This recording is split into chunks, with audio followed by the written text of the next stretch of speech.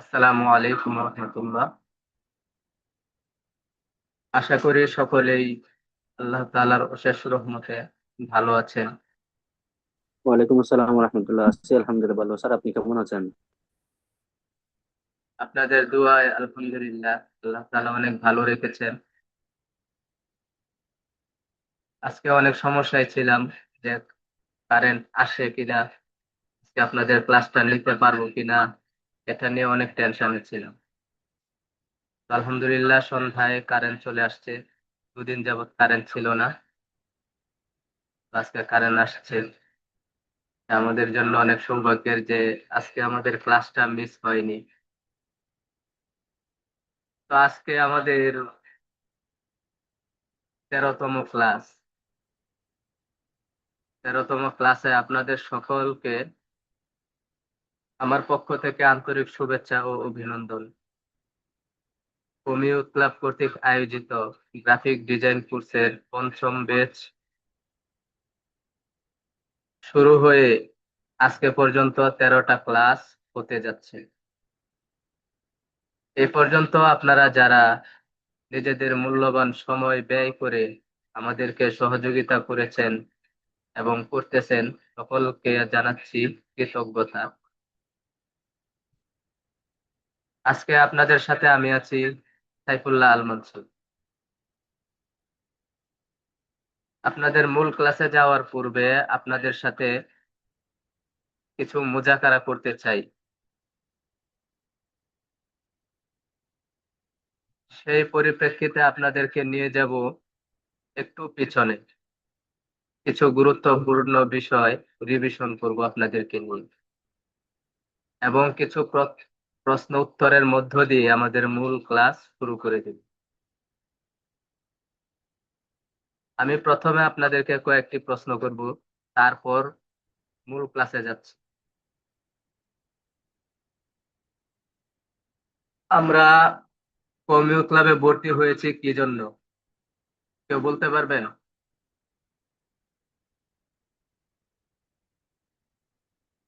একজন ভাই বলেন যে আমরা এই আপনার কথা জন্য বোঝা যায়নি। কমিউ ক্লাবের এই কোর্সে ভর্তি হয়েছি, এটা শিখতে চাই। কি শিখতে আসছি আমরা, একটু বলবেন?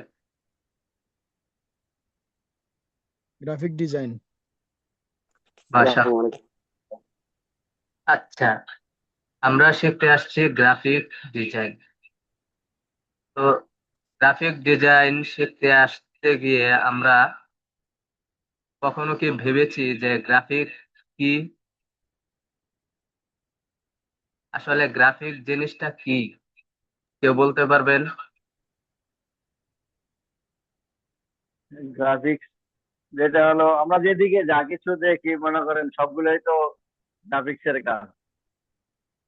যে কাপড় আছে বা ইয়ে আছে যত পেন্টিং এই সবগুলোই তো মনে করেন আল্লাহ, উত্তর দেওয়ার জন্য আপনাকে ধন্যবাদ। গ্রাফিক ডিজাইন হলো একটি গ্রাফিক্স হলো, আমি সৃজনশীল উত্তর প্রক্রিয়া। দিচ্ছি। আসলে গ্রাফিক্স হলো এমন একটি জিনিস যা কোনো পৃষ্ঠের উপর ছবি বা নকশা তৈরির মাধ্যমে প্রকাশ করা হয়, যেমন দেয়াল, কাগজ, ক্যানভাস অথবা ডিজিটাল পর্দা। এটি এমন একটি মাধ্যম যার সাহায্যে আমরা তথ্য, চিন্তা বা অনুভূতিকে চিত্রের মাধ্যমে ফুটিয়ে তুলতে পারি, এবং এর মাধ্যমে ডাটা উপস্থাপন, শিল্পকর্ম, ছাপাখানার কাজ এবং শিক্ষামূলক বা বিনোদনমূলক সফটওয়্যার তৈরিতে গ্রাফিক ডিজাইন ব্যবহার করে থাকি। আপনার সামনে এমন কিছু সফটওয়্যার দেখবেন আসে, যে সফটওয়্যার গুলোর ভিতরে বিভিন্ন ধরনের গ্রাফিক্স ডিজাইনের কাজ করা থাকে, বিভিন্ন ধরনের ডিজাইন করা থাকে, যেগুলো দেখে আমরা মুগ্ধ হই। বিশেষ করে এক্সাম্পল যদি দিতে যাই, আপনারা প্লে স্টোরে চার্জ করবেন শিশু শিক্ষা নামে। তো সেখানে দেখবেন তারা শিশুদের মনোযোগ আকর্ষণের জন্য সফটওয়্যারটাকে কতটা সুন্দর গ্রাফিক ডিজাইন দিয়ে তারা প্রস্তুত করেছে। তো আর সহজভাবে যদি বলি, গ্রাফিক ডিজাইন হলো এমন একটি উপায় যার মাধ্যমে আমরা কোনো বিষয়কে ছবি বা ডিজাইনের মাধ্যমে প্রকাশ করতে পারি। ডিজাইন হলো একটা ভাষা যা আমরা চিত্র অঙ্কনের মাধ্যমে মানুষের কাছে পৌঁছে দিয়ে থাকি, মানুষকে বুঝিয়ে থাকি যে আমি আপনাকে এই জিনিসের প্রতি টানছি, এই জিনিসটা আপনার জন্য প্রয়োজন। এরকম অনেক কিছু আমরা ডিজাইনের মাধ্যমে মানুষের কাছে পৌঁছাইতে পারি। এখন আপনাদের প্রতি আমার আরেকটা প্রশ্ন হলো, গ্রাফিক ডিজাইন বলতে আমরা কি বুঝি? কেউ বলতে পারবেন যে গ্রাফিক ডিজাইন আমরা কি বুঝি? গ্রাফিক ডিজাইন বলতে কি, জিনিসটা কি? গ্রাফিক ডিজাইন বলতে একটি সৃজনশীল প্রক্রিয়া আর কি, যেখানে ছবি এবং টাইপোগ্রাফি মানে লেখা, রং এবং বিভিন্ন আকৃতি ব্যবহার করে কোনো নির্দিষ্ট তথ্য বা বার্তাকে মানুষের কাছে আমরা দৃশ্যমান করি। সহজ মাশাআল্লাহ, কথা, এটি একটি চমৎকার ভিজুয়াল উত্তর। যোগাযোগের মাধ্যম আর কি, জি। লেখার বিভিন্ন ফন্ট, বিভিন্ন সাইজ আর ছবির মধ্যে বিভিন্ন কালার, বিভিন্ন রং দেওয়া, যে রংগুলা দিলে মানুষের মন কাড়ে, আকর্ষণীয় হয়। লেখার মধ্যে মাশাআল্লাহ, বিভিন্ন ফন্ট, সুন্দর বিভিন্ন হয়েছে। ডিটেলস ইত্যাদি। তো গ্রাফিক ডিজাইন বলতে আমরা যা বুঝি তার মধ্যে একটি হলো এমন গ্রাফিক ডিজাইন হলো এমন একটি প্রক্রিয়া যেখানে আমরা একটি মেসেজ বা ডিজাইনকে,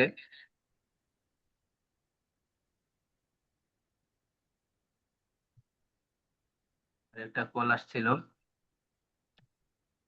গ্রাফিক ডিজাইন হলো এমন একটি প্রক্রিয়া যেখানে আমরা একটি মেসেজ বা আইডিয়াকে সুন্দর ও আকর্ষণীয় এবং সহজভাবে মানুষের কাছে পৌঁছে দিই।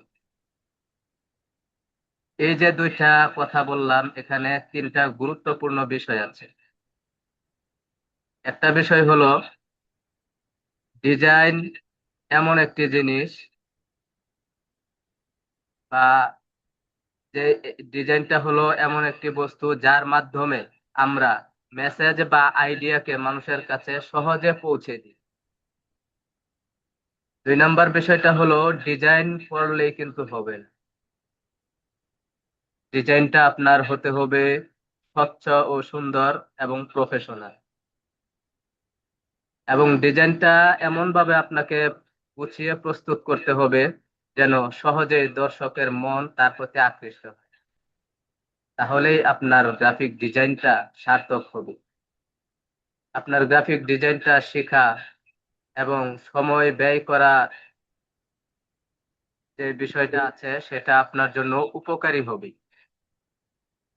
আর যদি আপনি ডিজাইন করলেন কিন্তু ডিজাইনটা সুন্দর হলো না, স্বচ্ছ হলো না, মানুষ ডিজাইন দেখে কিছু বুঝতে পারতেছে না, বিরক্ত হচ্ছে, তাহলে আপনার সময় পুরোটাই অপচয় হলো, নষ্ট হলো, এটা কারো উপকারে আসলো না।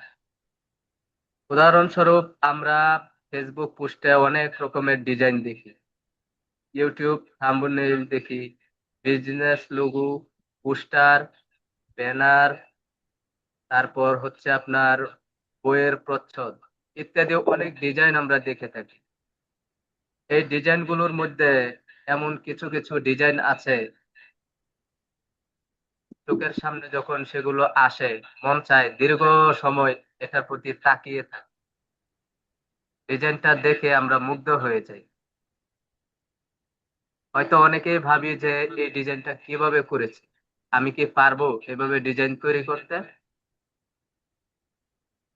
আপনাদের কথা কি আর বলবো, আমার কথাই আমি বলি। আমার সামনে যখন ডিজাইন আসে তখন আমি পূর্বেও এবং এখনো মুগ্ধ হয়ে থাকি।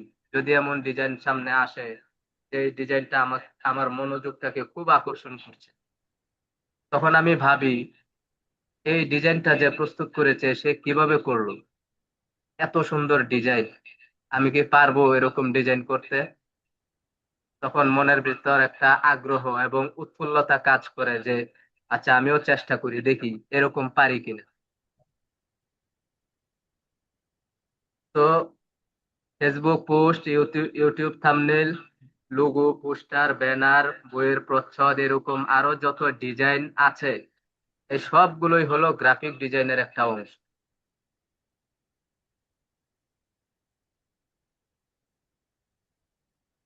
আচ্ছা, আপনারা বলেন তো দেখি, গ্রাফিক ডিজাইন বলতে কি বুঝি? শুধু শেপ টেনে কালার করে দেওয়াটাই ডিজাইন? শুধু শেপ টানলাম আর শেপে কালার করে দিলাম, এটাই কি ডিজাইন?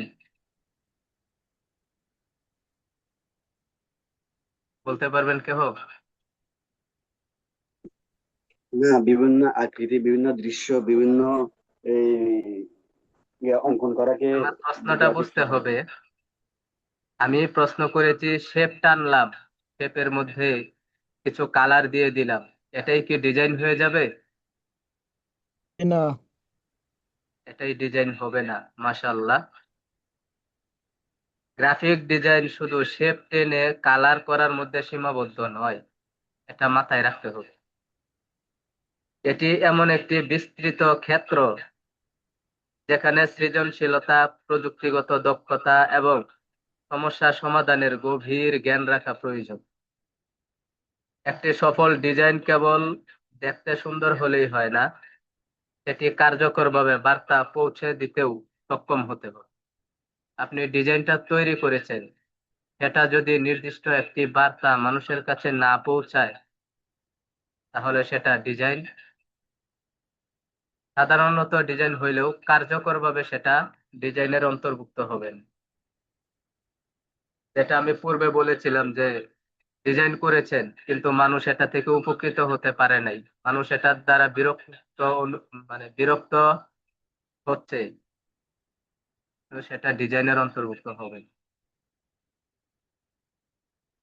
তো ডিজাইন কি, ডিজাইন বলতে কি বুঝি, এবং কালার, শেপ, এগুলো করলেই কি ডিজাইন হয়ে যাবে, এ ব্যাপারে মোটামুটি একটা ধারণা পেলাম। এখন চলেন আপনাদেরকে নিয়ে যাই আরেকটু পিছনে। ইতিহাস আপনারা সকলেই জানেন, তারপরেও মুজাকারার স্বার্থে আমি একটু পিছনে নিয়ে যেতে চাচ্ছি আপনাদেরকে।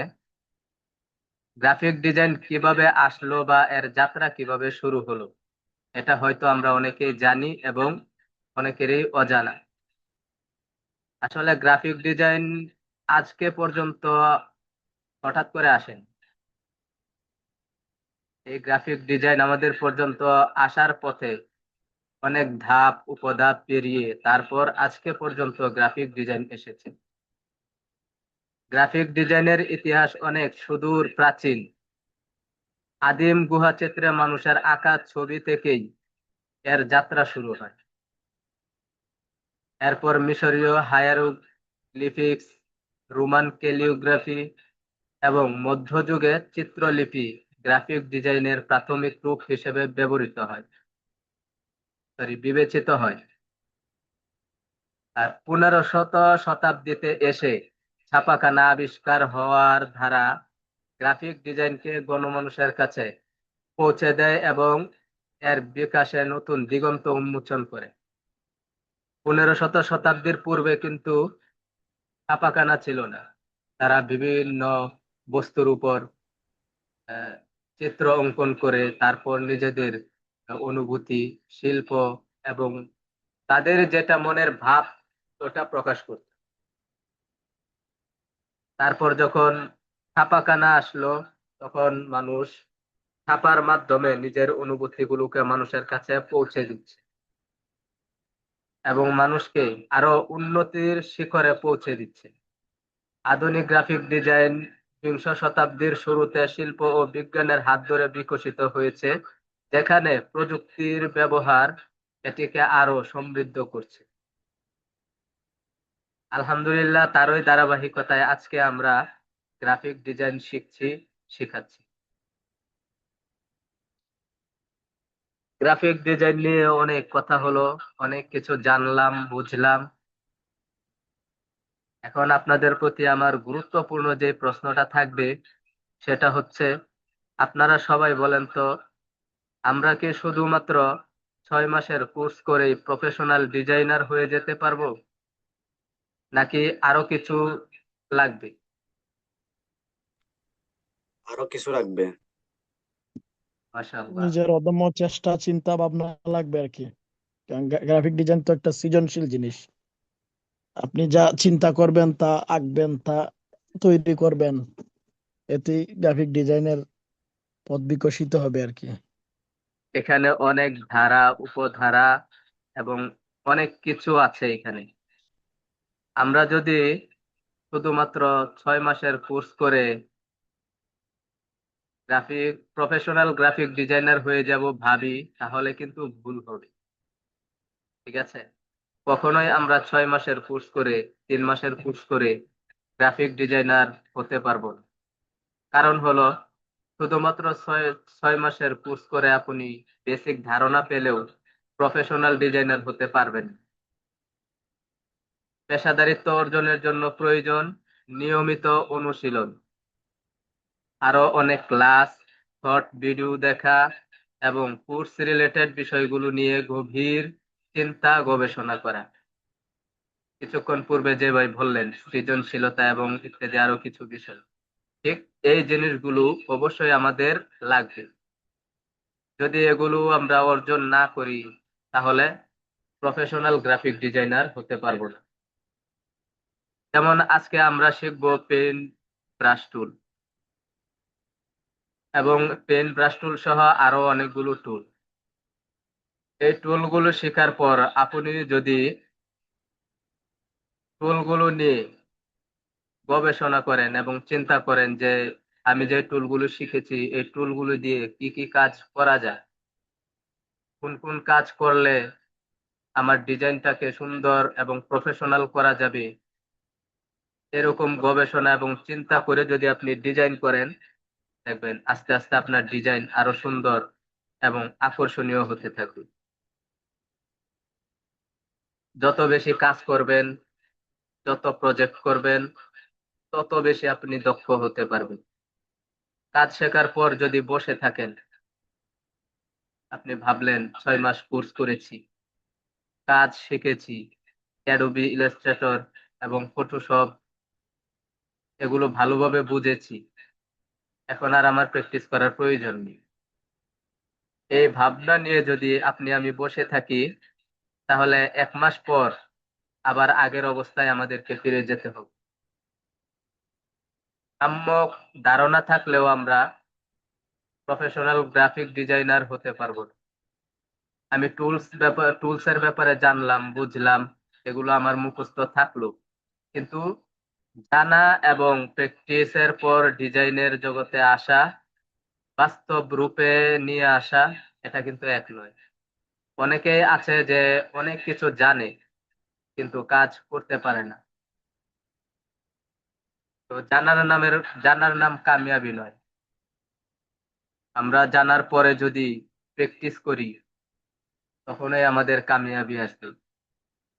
আলহামদুলিল্লাহ, আমি নিজেও অনেক কোর্স করেছি, এখনো শিখছি। ইনশাল্লাহ ভবিষ্যতেও এই শেখার ধারাবাহিকতা বজায় থাকবে বলে আশা করছি এবং এই মনোভাব পোষণ করি।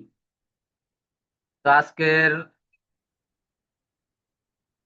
এই আলোচনার মধ্যে সবচেয়ে গুরুত্বপূর্ণ 3টা বিষয় আপনাদেরকে আমি জানাতে চাচ্ছি। সেটা হলো, শুধু ক্লাস করলে হবে না, নিজেকে আপডেট রাখতে হবে।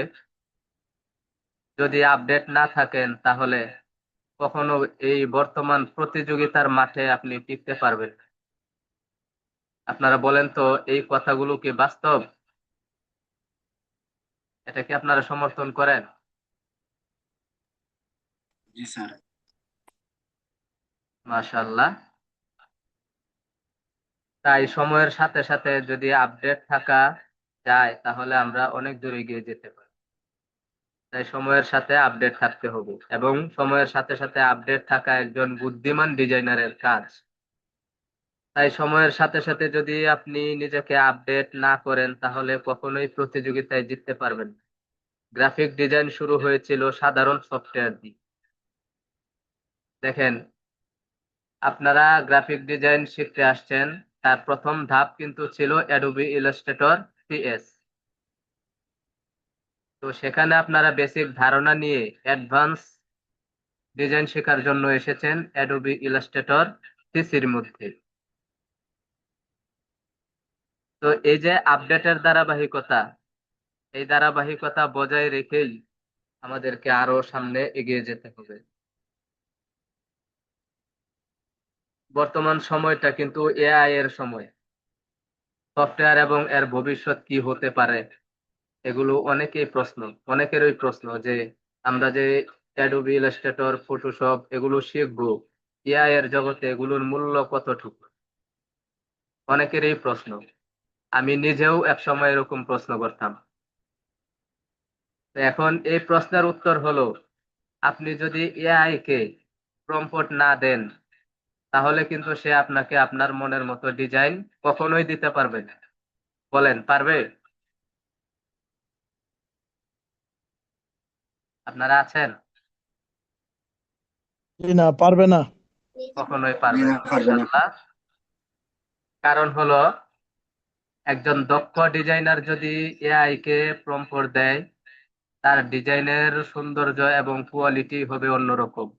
আর একজন অদক্ষ ডিজাইনার যদি এআই কে প্রম্পট দেয়, তাহলে সেটার কোয়ালিটি এবং সৌন্দর্যতা থাকবে ভিন্ন রকম। আসলে আমি চাচ্ছিলাম এগুলো আপনাদেরকে প্র্যাকটিক্যালি মানে চিত্র সহ দেখাইতে, কিন্তু অনেক সময় চলে যাবে, যার জন্য আমি শর্ট করে দিচ্ছি, এটা দেখাচ্ছি না। ইনশাল্লাহ সামনে দেখাবো যদি আল্লাহ তাআলা সুযোগ এবং তৌফিক দান করেন। তো কত রকমের সফটওয়্যার দিয়ে আমরা ডিজাইন করতে পারি জানেন? কতগুলো সফটওয়্যার দিয়ে আমরা এই ডিজাইন গুলো করতে পারি। ডিজাইন করার ক্ষেত্রে অনেক সফটওয়্যার, অনেক মাধ্যম রয়েছে। গ্রাফিক ডিজাইনের সফটওয়্যার মানে কম্পিউটার দিয়ে যদি আপনি ডিজাইন করতে যান, তাহলে এখানে অনেক ধরনের সফটওয়্যার আছে। অ্যাডোবি ইলাস্ট্রেটর আছে, তারপরে কুরাইট ড্র আছে, তারপরে আপনার এফিনিটি ডিজাইনার আছে, ইত্যাদি অনেক রকম ডিজাইন সফটওয়্যার আছে। অ্যাডোবি ফটোশপ আছে, ফটোপিয়া আছে, এরপর আছে আপনার ফিগমা, অ্যাডোবি এক্সডি, তারপরে স্কেচ, ইত্যাদি অনেক ধরনের সফটওয়্যার রয়েছে। তোর মধ্যে অ্যাডোবি ইলাস্ট্রেটর হলো সবচাইতে প্রফেশনাল একটা সফটওয়্যার। এটা দিয়ে ছাপাখানা সহ বিভিন্ন ধরনের গুরুত্বপূর্ণ কাজগুলো করা হয়ে থাকে।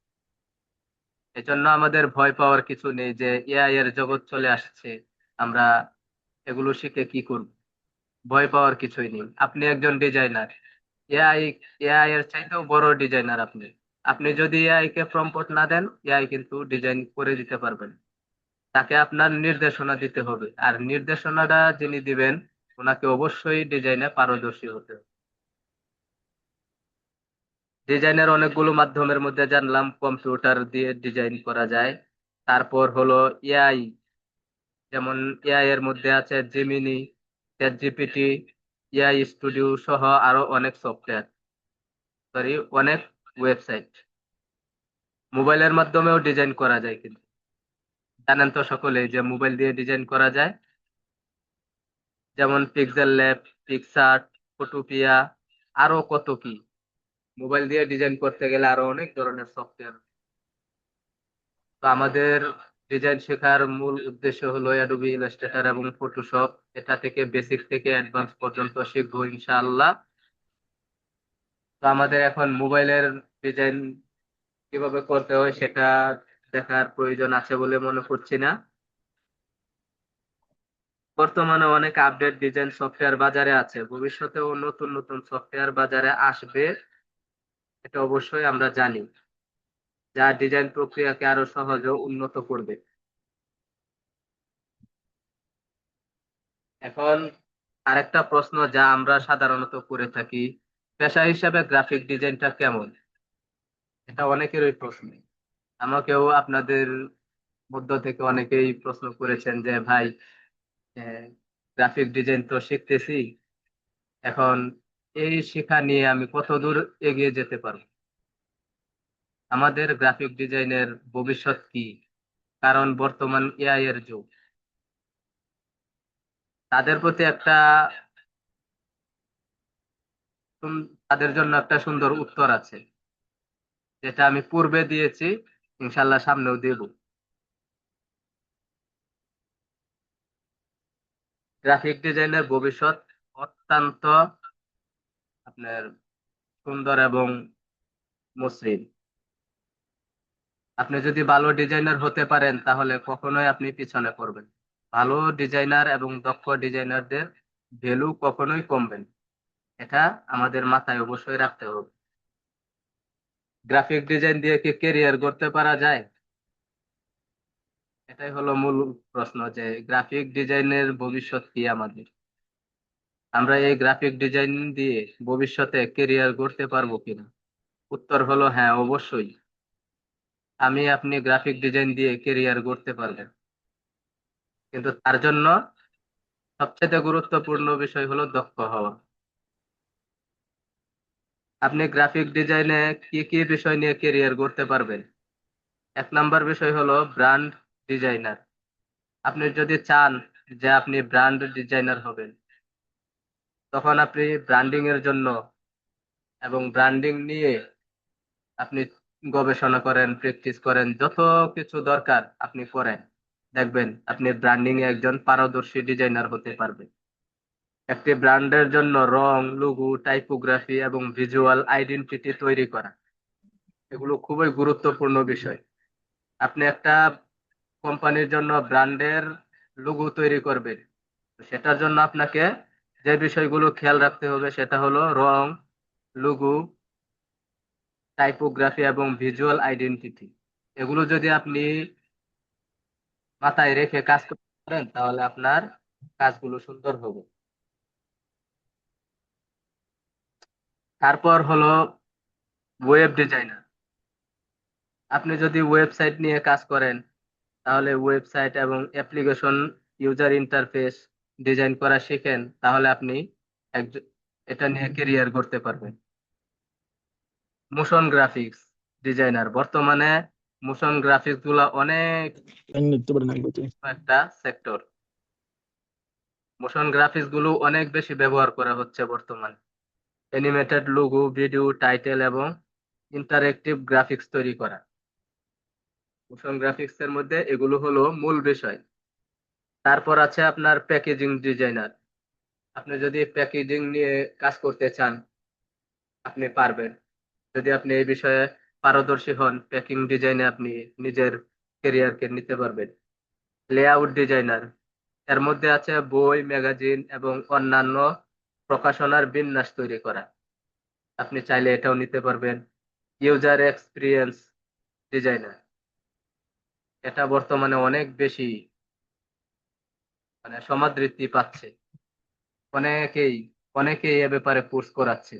আপনারা চাইলে যদি চান ইউজার এক্সপিরিয়েন্স নিয়ে কাজ করবেন, আপনারা এটা নিয়েও কাজ করতে পারেন, ক্যারিয়ার করতে পারবেন ইনশাআল্লাহ। এ ধরনের আরো অনেক ক্যারিয়ার গড়ার পাথ আছে, আপনারা চাইলে ওই পাথ গুলো নিবেন। তার জন্য সর্বপ্রথম হলো আমাদের যে বেসিক গুলো আছে, বেসিক গুলো শিখে তারপর ওইদিকে মোড় নিতে হবে। আর যদি মনে করি যে না আমি এখনোই শিখবো, তাহলে আমার বেসিকের জায়গায় থাকবে, অ্যাডভান্সের ধারে কাছেও যেতে পারবো না। সর্বশেষ, আপনারা যে কোনো বিষয়ে ক্যারিয়ার করতে চান সেটা নিয়ে সর্বোচ্চ লেভেলের ফোকাস করুন। আপনাদের প্রতি এটা থাকবে আমার অনুরোধ। আমার আপনাদের প্রতি অনুরোধ থাকবে, যে বিষয়টা নিয়ে আপনি ক্যারিয়ার করতে চান ওই বিষয়টার প্রতি নিজেকে ফোকাস করুন। ওই বিষয়টা নিয়ে চিন্তা, গবেষণা এবং প্র্যাকটিস চালিয়ে যান। দেখবেন ইনশাল্লাহ আপনি অনেক দূরে গিয়ে যেতে পারবেন। তো আমরা লম্বা সময় অনেকগুলো আলোচনা করলাম গ্রাফিক ডিজাইন নিয়ে, কি, কেন, গ্রাফিক ডিজাইনের ভবিষ্যৎ, এবং আমরা যে গ্রাফিক ডিজাইন শিখছি এগুলো নিয়ে আমাদের ভবিষ্যৎ কি হতে পারে। তো এখন মূল আলোচনায় আমরা চলে যাই, আমাদের মূল ক্লাস শুরু করে দিব।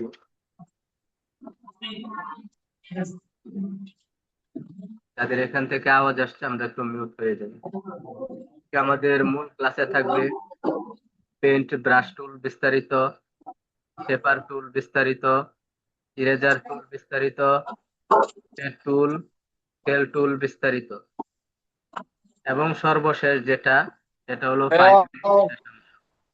ठीक है। আসসালামু আলাইকুম সাফিল্লাহ মনসুর ভাই, আমাকে কোর্স দিয়ে দেন।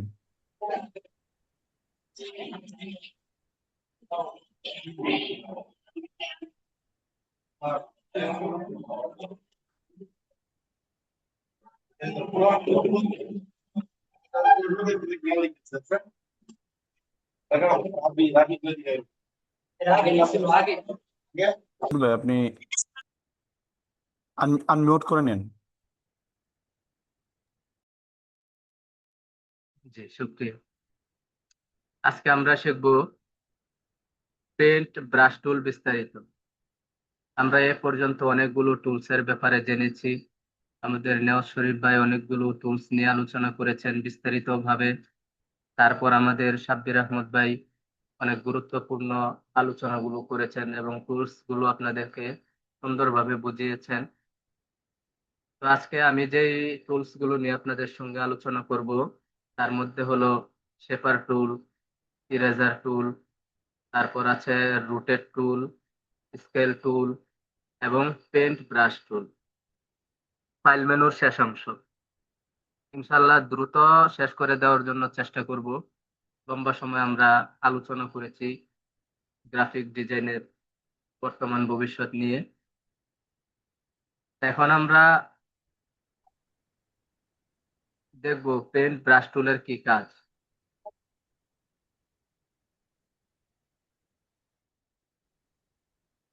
প্রথমে আছে আমাদের সিলেক্ট টুল, তারপর আছে ডিরেক্ট সিলেকশন টুল, তারপর আছে ম্যাজিক ওয়ান টুল, তার ডান পাশে আছে লেসু টুল, তারপরে দেখেন বাম পাশে আছে পেন টুল, তার ডান পাশে আছে কার্ভেচার টুল, তার মধ্যে আছে টাইপ টুল, এরপরে আছে line segment tool. Line segment টুলের নিচে আছে paint brush tool. Paint brush tool হলো এমন একটি ক্লাসিক টুল যা আপনার হাতে থাকা তুলির মতো ব্যবহার করে বস্তু আঁকতে পারবেন। আপনি এর মাধ্যমে ক্যানভাসে বিভিন্ন রং এবং স্ট্রোকের ধরন ব্যবহার করে নিজের পছন্দ মতো আঁকা আঁকি বা ডিজাইন করতে পারেন। ছোটবেলায় আমরা আমাদের হাতে থাকা রং পেন্সিল বা এরকম বিভিন্ন কিছু দিয়ে অনেক ধরনের জিনিস আঁকতাম। বর্তমান দেখেন ক্যালিগ্রাফি যারা করতেছে তাদের হাতে যে ব্রাশ গুলো আছে তারা যেভাবে চাচ্ছে সেভাবেই কিন্তু তারা ওইগুলো দিয়ে কাজ করতে পারতেছে।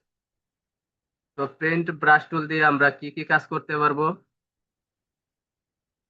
আপনি যদি এরকম একটা শেপ অঙ্কন করেন, আপনি এখানে স্ট্রোক ব্যবহার করেছেন, এই স্ট্রোকের সাইজ পরিবর্তন করা যাবে। উপরে দেখেন ইউনিফর্ম আছে, ইউনিফর্ম থেকে ইউনিফর্ম থেকে আমরা এর আকার পরিবর্তন করতে পারবো। আমরা যদি চাই এই পাতটাকে ব্রাশে ব্যবহার করব, সেখানে আমরা ব্রাশ টুলে যাওয়ার পরে এখানে দেখেন অনেক ধরনের ব্রাশ আপনি পাবেন। এখান থেকে যদি আমি এই ব্রাশটাকে সিলেক্ট করি, দেখেন আমার এখানে পরিবর্তন হয়ে গেছে। এখানে অসংখ্য ব্রাশ আপনি পাবেন। এই টুলের ডান পাশে থ্রি লাইনে যদি আপনি ক্লিক করেন, এখানে অসংখ্য ব্রাশ আপনার সামনে থাকবে। এখান থেকে আপনি নিউ ব্রাশ, এখানে ক্যালিগ্রাফি আছে, তারপরে স্কেটার ব্রাশ আছে, আর্ট ব্রাশ আছে, তারপরে ব্রিস্টেল ব্রাশ আছে, প্যাটার্ন ব্রাশ আছে, এরকম অনেক ধরনের ব্রাশ আপনি এখানে পাবেন এবং নিজে তৈরিও করতে পারবেন। তো এখানে আপনি নিচে পাবেন ওপেন ব্রাশ লাইব্রেরি। এই লাইব্রেরিতে আপনি অসংখ্য ব্রাশ পাবেন। আমি লাইব্রেরিতে গেলাম, লাইব্রেরি থেকে ক্লিক দিলাম,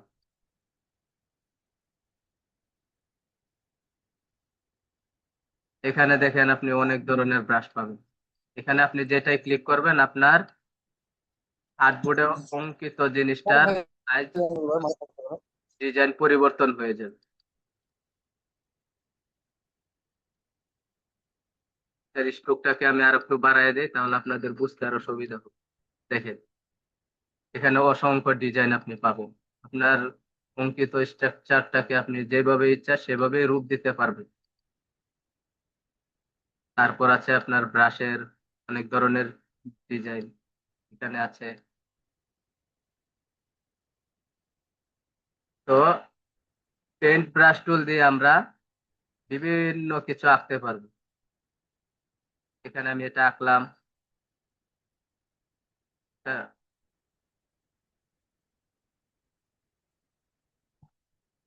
ধরেন আমি আপেল আঁকতে চাচ্ছি, আপেল আঁকলাম। আম আঁকতে চাইলাম, এই ব্রাশটা দিয়ে আমি আম আঁকতে পারবো।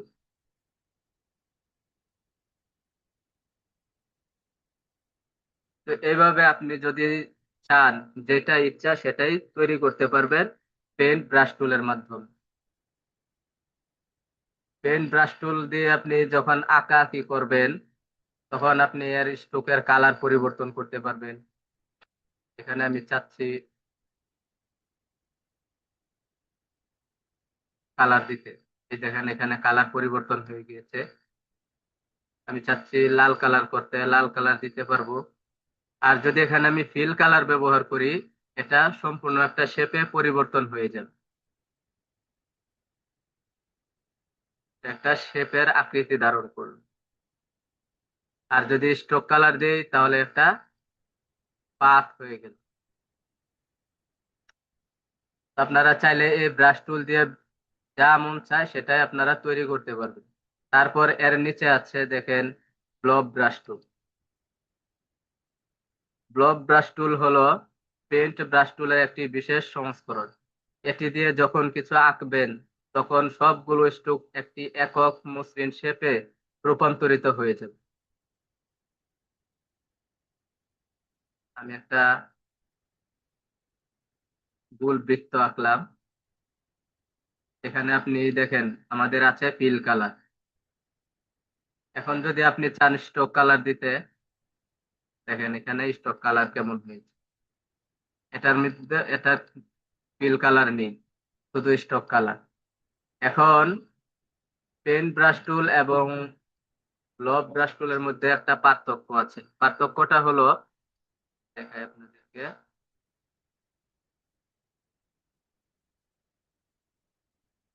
এটা হলো pen brush tool, pen brush tool দিয়ে আঁকা।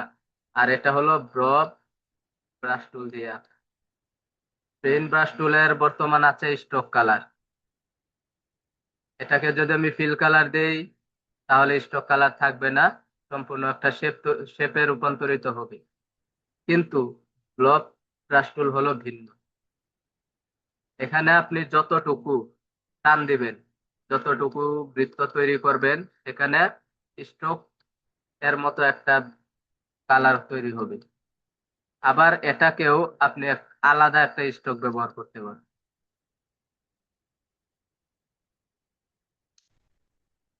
আমাদের গেল পেন ব্রাশ টুলের কাজ। এর নিচে আছে, পেন ব্রাশ টুলের নিচে আছে দেখেন ইরেজার টুল। আমি যখন মাউস পয়েন্টারটা এখানে রাখবো, তখন এখানে শো করবে ইরেজার টুল। আমি ইরেজার টুল দিয়ে অনেকগুলো কাজ করতে পারি। ইরেজার টুলের আন্ডারে আছে আপনার সিজার টুল, নাইফ টুল। ইরেজার টুল দিয়ে কি কি কাজ করা যায়, আমি একটা শেপ নিলাম।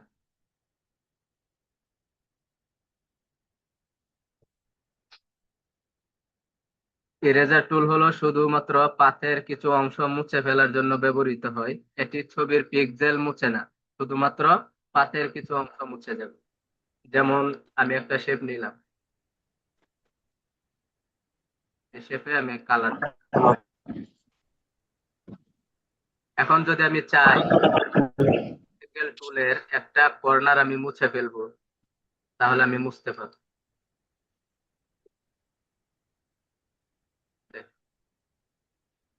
মানে যতটুকু আমার মুছার দরকার ততটুকু আমি মুছতে পারবো।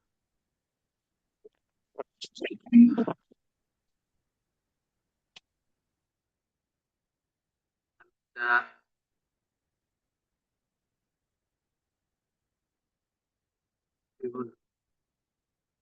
এখন আমি চাচ্ছি এটার মাঝখানের অংশটা আমি মুছে ফেলবো। আমার একটা শেপের মধ্যে আলাদা কোনো শেপ ব্যবহার করতে হয়নি, শুধু মুছে দেওয়ার কারণে একটা ছিদ্র তৈরি হয়ে গিয়েছে। এখন আমি যদি এখানে আরেকটা শেপ তৈরি করি এবং এখানে ছিদ্র তৈরি করতে চাই, ইরেজার টুল সম্পর্কে যদি আমাদের ধারণা না থাকতো তাহলে আমরা এখানে ছিদ্রটা কিভাবে তৈরি করতাম? ইলিপস টুল নিতাম, নিয়ে তারপর এখানে একটা এইভাবে তৈরি করতাম।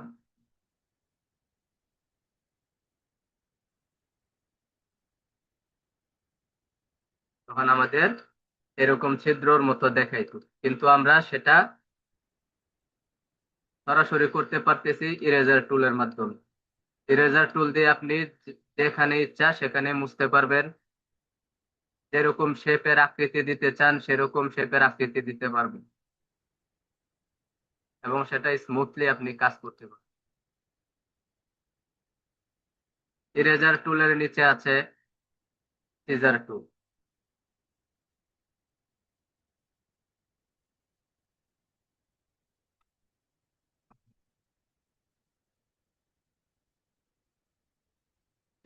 ইরেজার টুলের নিচে হলো আমাদের সিজার টুল। সিজার টুল হলো একটি ডিজিটাল রাবার। সরি, সিজার টুল হলো পাথের মাঝখান থেকে বা যে কোনো অ্যাঙ্কর পয়েন্ট থেকে পাতটি কেটে ভাগ করে ফেলে। মানে একটা শেপকে আপনি যদি চান দুই ভাগ করতে, তখন আপনাকে সিজার টুল ব্যবহার করতে হবে। আমি একটা শেপ নিলাম, রেক্টেঙ্গেল শেপ নিয়ে আমি এটাকে চাচ্ছি দুইটা ভাগ করতে। আমি উপরের ডান পাশে উপরে অ্যাঙ্কর পয়েন্টে একটা ক্লিক করলাম, তারপর বাম পাশে নিচের অ্যাঙ্কর পয়েন্টে একটা ক্লিক করলাম।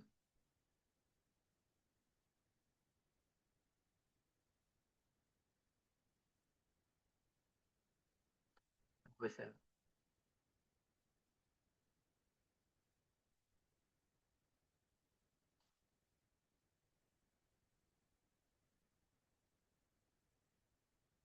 এই দেখেন আমার পাত হয়ে গেছে, মানে দুইটা ভাগ হয়ে গেছে। সিজার টুল দিয়ে আমি এই যে একটা শেপকে দুইটা শেপে রূপান্তরিত করতে পেরেছি কেটে। আপনি যদি চান এটাকে আরেকটা শেপে রূপান্তরিত করতে, কেটে আমি এখানে ক্লিক দিলাম,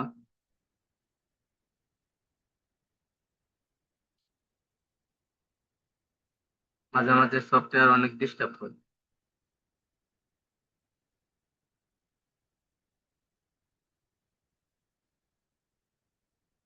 মনে করেন এটা একটা গোল ইলিপস টুল, এটাকে চাচ্ছি আমি দুইটা ভাগে ভাগ করতে। আমি সিজার টুল নিয়ে এই পাশের অ্যাঙ্কর পয়েন্টে একটা ক্লিক দিলাম,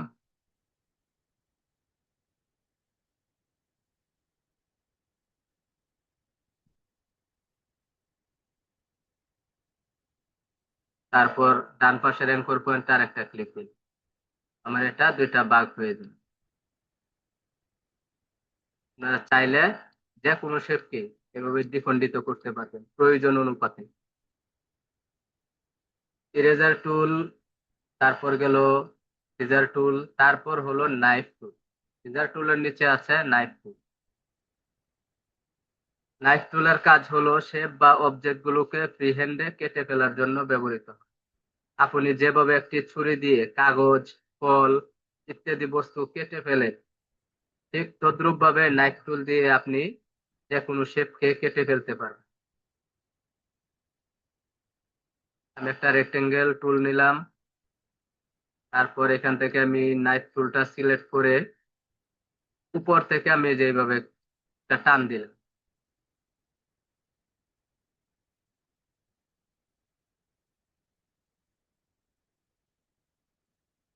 এই যে আমার শেপটা কেটে গিয়েছে। আপনি যদি চান আরো কাটতে, আপনি বিভিন্ন ভাবে এটাকে আঁকা বাঁকা করে যেভাবে ইচ্ছা আপনি কেটে নিতে পারেন। এই যে কেটে গেছে। মানে ছুরি দিয়ে আমরা যেভাবে একটা বস্তুকে ইচ্ছা স্বাধীন কাটতে পারি, এই নাইফ টুলটা দিয়ে আপনি যে কোনো শেপকে এভাবে কেটে ফেলতে পারবেন। তো আমরা জানলাম ইরেজার টুলের কাজ হলো কোন শেপের নির্দিষ্ট অংশকে যদি আমরা মুছে ফেলতে চাই, যদি অপ্রয়োজনীয় মনে করি, তাহলে আমরা এভাবে যদি টান দেই, সেটা মুছে গেল। এভাবে আমরা টান দিলে আমাদের অপ্রয়োজনীয় অংশটা মুছে যাবে। আর যদি চাই যে না, আমি এটাকে একটা শেপকে মুছে আমার মন মতো একটা ডিজাইনে দাঁড় করাবো, আমরা সেটাও করতে পারি।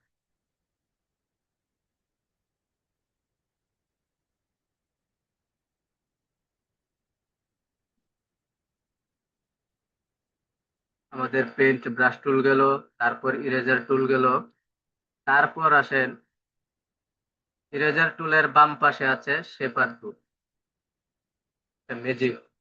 এখানে হলো চমৎকার ম্যাজিক আছে।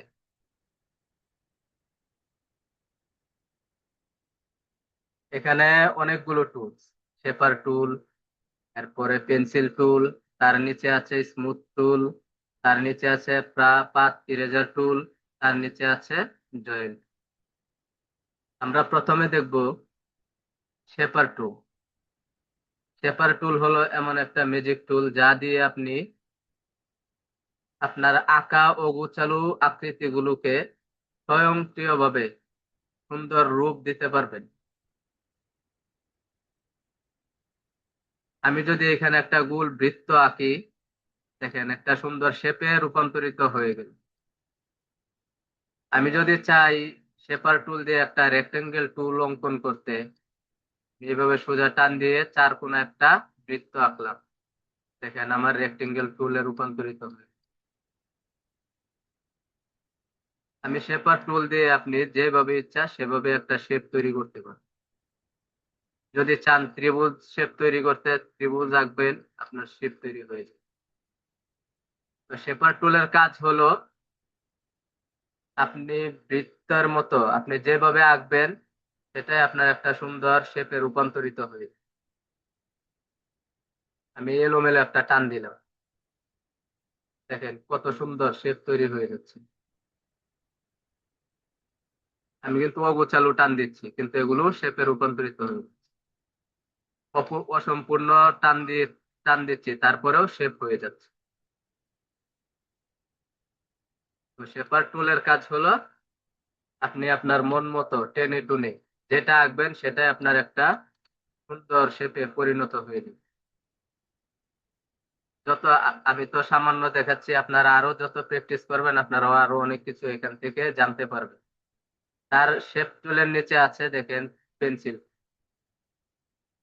আমাদের হাতে যখন পেন্সিল থাকে, আমরা সেই পেন্সিলটা দিয়ে অনেক কিছু করতে পারি, অনেক কিছু অঙ্কন করতে পারি। আপনি যখন পেন্সিল টুলটা দিয়ে এভাবে টানবেন, আপনার একটা বৃত্ত তৈরি হয়ে গেল। আপনি যদি চান পেন্সিল টুল দিয়ে কোনো লেখালেখির কাজ করবেন, আর্টের কাজ করবেন, সেটাও পারবেন ব্রাশ টুলের মতো।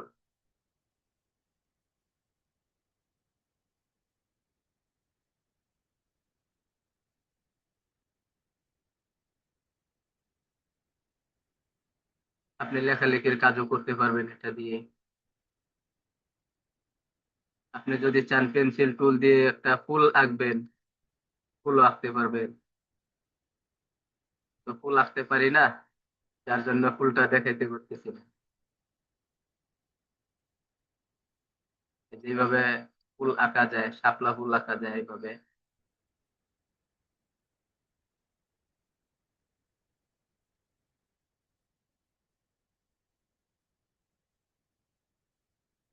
যেভাবে আপনি ফুল আঁকতে পারবেন, বিভিন্ন কিছু আপনি পেন্সিল টুল দিয়ে আঁকাআঁকি করতে পারবেন। তবে পেন্সিল টুলটা আমাদের তেমন একটা ব্যবহার করা হয় না।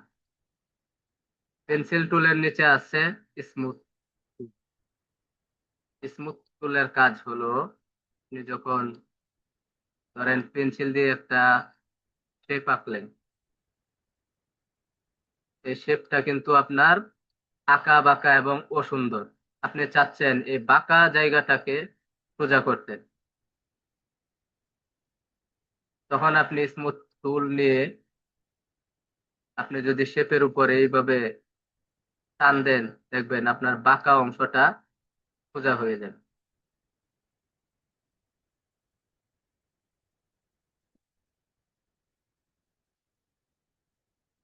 আমি আরো বাঁকা অংশ নিই, তাহলে আরো সহজে বুঝাইতে পারবো।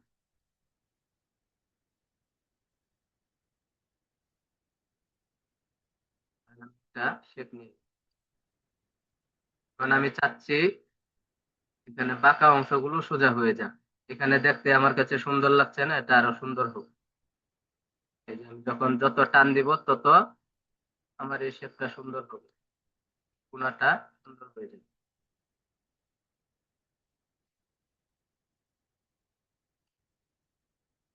স্মুথ টুলের কাজ হলো আপনি এলোমেলো অংশটাকে সুন্দর করে সাজিয়ে গুছিয়ে নিতে পারবেন। আপনাদেরকে আরেকটু সুন্দর করে দেখাই স্মুথ টুলের কাজটা।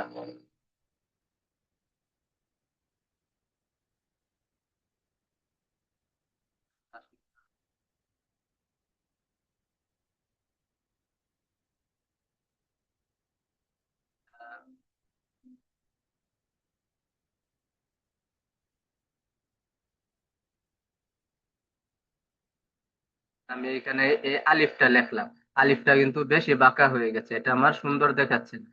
তো আমি চাচ্ছি এটা যেন আরেকটু সুন্দর হয়, তখন আমি যত টানবো তত আমার মাথাটা সুন্দর হবে,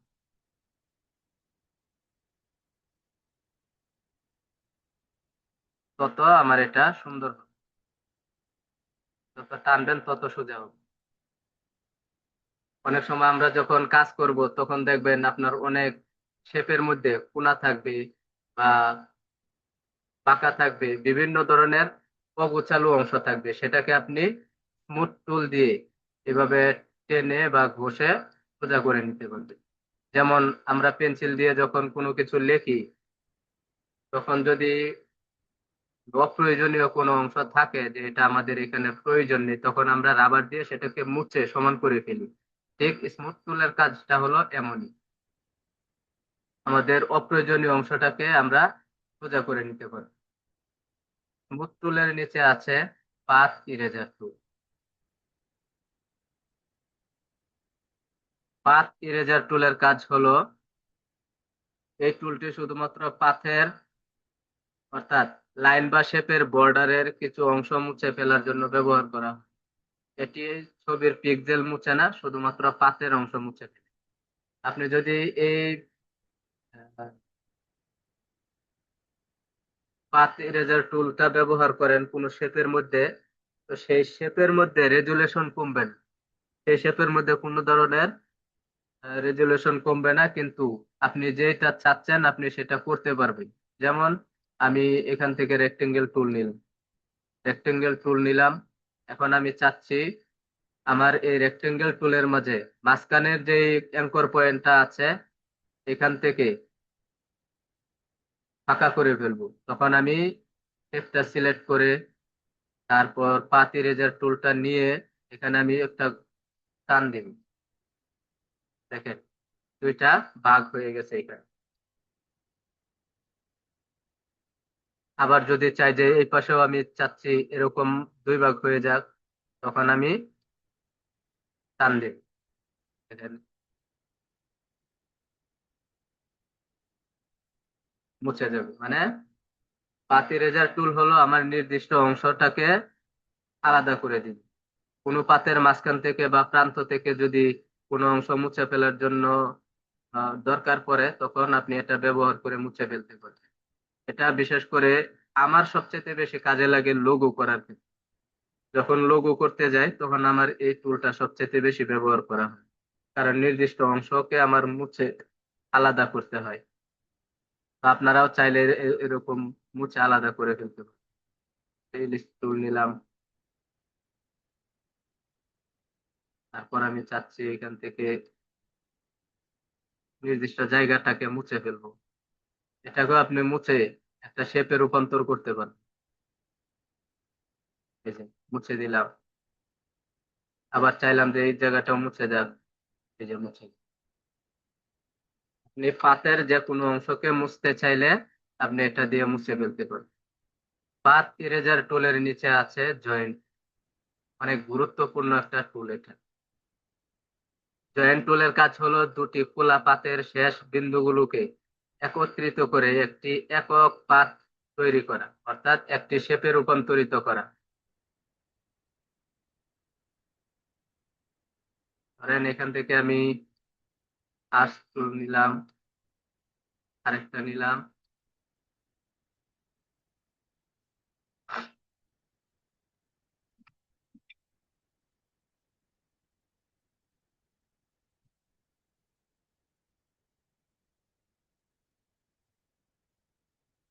এই যে আমি দুইটা টুল নিই, দুইটা পাঁচ টুল নিই। এখন আমার দুইটা শেপ কিন্তু আলাদা আলাদা, দুটা পাথে আমার আলাদা আছে। আমি চাচ্ছি উপরের অংশটা এবং নিচের অংশটা মিশে যাক এবং একত্রিত থাকুক, যেমন একটা পাতার মধ্যে থাকে। যেমন একটা পাতার মধ্যে উপরে জোড়া থাকে, নিচে তার গোটার মধ্যে জোড়া থাকে, এভাবে একটা জিনিস তৈরি করবো। আর সুন্দর করে নেই।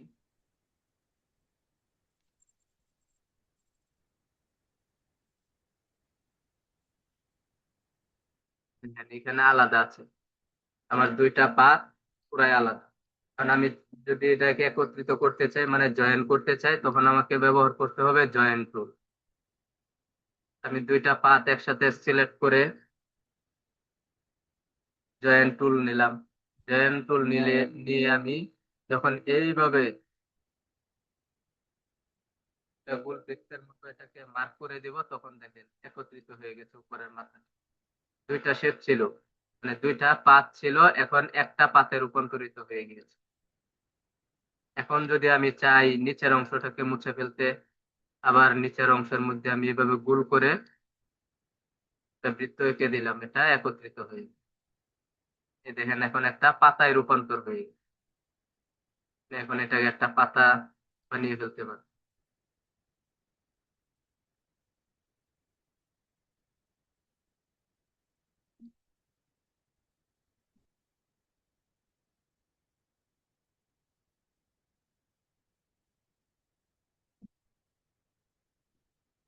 মানে আপনি দুইটা শেপকে একত্রিত করার জন্য এই টুলটাকে ব্যবহার করতে পারবেন। এই টুলটাও আমি অনেক ব্যবহার করে থাকি অনেক কাজের ক্ষেত্রে। যখন আমি কোনো মিনার তৈরি করি, যেমন দেখেন আমি পেন টুল দিয়ে একটা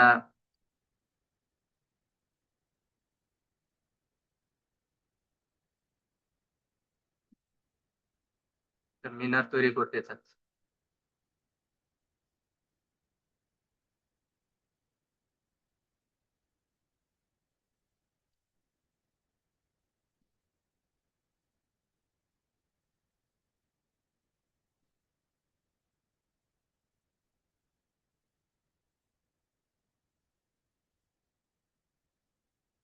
দেখেন এখানে আমার পাত কিন্তু আলাদা।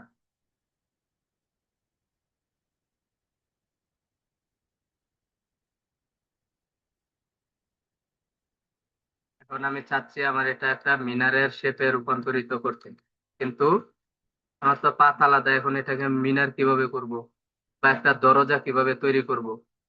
তখন আমি এটাকে যদি কপি করে নিই, কপি করার সিস্টেম তো আপনারা জানেন নাকি? আচ্ছা, এটাকে কপি করার সিস্টেমটা আমি আপনাদেরকে দেখাচ্ছি। তার আগে আমি জয়েন্ট টুলের কাজটা দেখাই।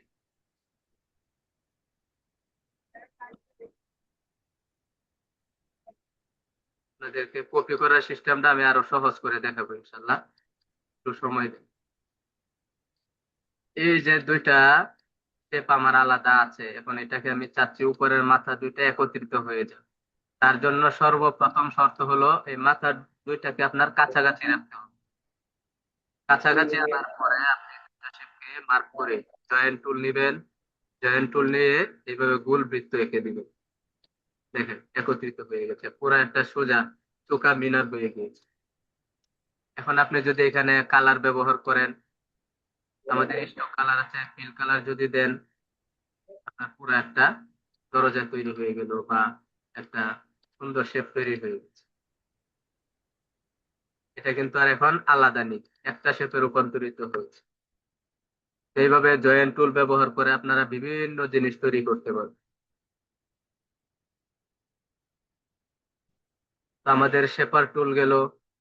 শেপার টুলের নিচে আছে রোটেট টুল।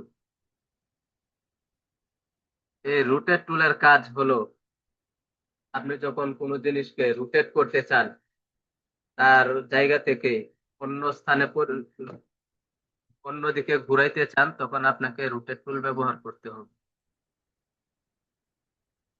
রোটেট টুল ব্যবহার করে আপনারা অবজেক্টকে তার নিজস্ব একটি কেন্দ্রবিন্দু বা তার কক্ষের চারপাশে ঘুরাইতে পারবেন। সেটা কিভাবে আমরা ঘুরাবো, আমি একটা আর্টস টুল নিলাম,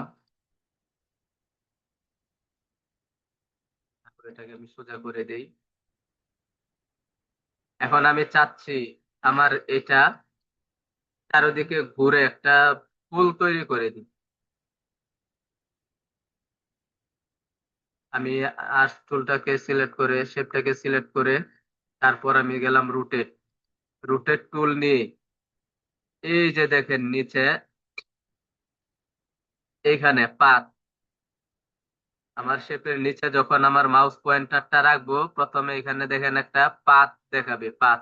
আমি যেটা টেনেছি পুরা রেখাটা হলো একটা পাত। আর নিচে যে নীল ভরাট করা একটা অ্যাঙ্কর পয়েন্ট দেখাচ্ছে, এটার মাঝামাঝি যখন রাখবেন তখন আপনাকে দেখাবে সেন্টার, অ্যাঙ্কর, অ্যাঙ্কর দেখাবে। এখানে রেখে মাউস পয়েন্টারটা এখানে রেখে আপনি যখন কলটা চেপে এখানে ক্লিক দিবেন, তখন আপনার সামনে এরকম একটা টপ আপ বক্স চলে আসবে। জিনিসটা আমি আবার দেখাচ্ছি, এটা অনেক সময় পেচ লাগে। আমি যখন আমার এই পাথটাকে সিলেক্ট করে রুটেট টুল নিব, রুটেট টুল নিয়ে পাথের নিচের যে অংশটা আছে এখানে মাউসটা রাখলে অ্যাঙ্কর দেখাবে। এই অ্যাঙ্করে মাউসের পয়েন্টারটা রেখে ওলটা চেপে মাউস পয়েন্টারের লেফট বাটনে ক্লিক করলে আমার সামনে এরকম একটা টপ আপ বক্স চলে আসবে। তো এই টপ আপ বক্সের মধ্যে আমাকে দেখেন অ্যাঙ্গেল দেখাচ্ছে। অ্যাঙ্গেল, আপনি কতটুকু অ্যাঙ্গেলে ঘুরাইতে চাচ্ছেন। আমি যদি চাই 10 ডিগ্রি অ্যাঙ্গেলে ঘুরাইতে, আমি ঘুরাইতে পারবো। 10 ডিগ্রি অ্যাঙ্গেল দিয়ে কপিতে যখন আমি ক্লিক করব, তখন দেখেন আমার এটা একটা কপি হয়ে গিয়েছে।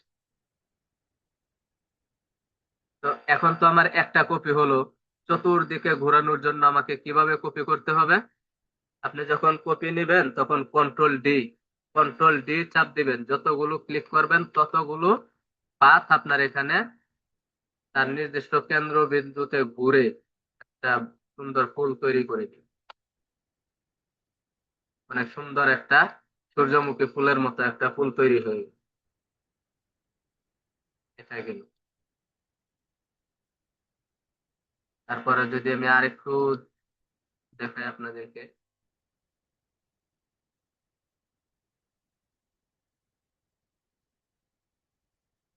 মনে করেন এটাকে আমি রোটেট করতে চাচ্ছি।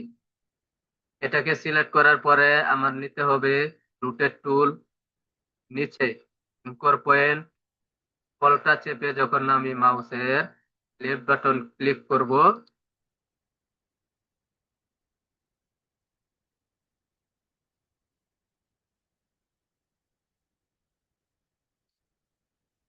কলটা চেপে ধরে যখন মাউসের রাইট বাটন ক্লিক দেব, তখন আমার সামনে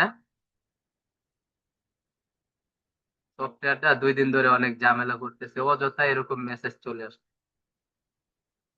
ডিস্টার্ব ফিল করতেছে। আচ্ছা, আমি যখন কলটা চেপে মাউসের লেফট বাটনে ক্লিক দেব, তখন আমার সামনে এরকম টপ আপ বক্স চলে আসবে। তো আমি আমার শেপটাকে কতটুকু অ্যাঙ্গেলে, কতটুকু ডিগ্রিতে ঘুরাইতে চাচ্ছি, এইটা আমি এখানে লিখে দেব। ধরেন আমি 50 ডিগ্রি অ্যাঙ্গেলে ঘুরাইতে চাচ্ছি এটাকে, এখানে আপনি পয়েন্ট দিয়ে কপি করে দিবেন।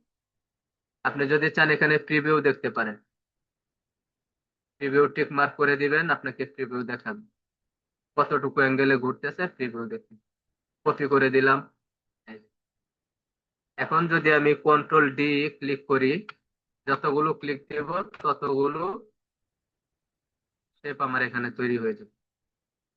এইভাবে আপনি একটা শেপকে রোটেট করে করে একটা সুন্দর চিত্রে রূপান্তরিত করতে পারবেন।